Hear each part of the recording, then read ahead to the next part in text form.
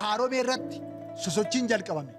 Qaanqeen qabatte kun Oromiyaa guutuu fudhattee Oromiyaa guutuu hoggansi aanaa, hoggansi gandaa, hoggansi godinaa cimee harka wal qabatee hojii kana dhugoomsuudhaaf irratti hojjechuutu irra jira.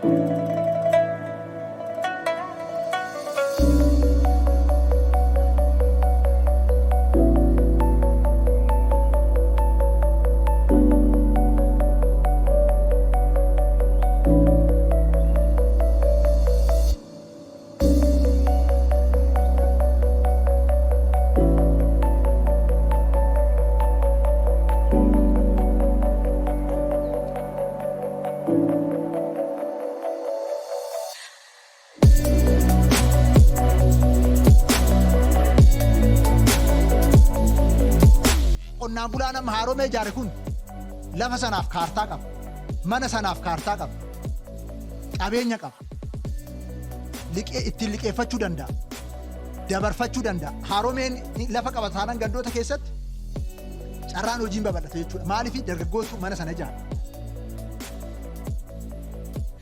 Dinagdeen sila jenne sun abbaa qabeenyaa hin humna jechuudha. Miiliyooneroota hedduu baadiyyaa keessatti humna jechuudha. Investimentii hedduu baadiyyaa keessatti saaqna jechuudha. Industirii godoo babal'isna jechuudha. Magaalaan achitti uumame sun industirii barbaada. Industirii xixiqqaa barbaada. Tajaajila barbaada. Sana hundaaf carraa banna jechuudha.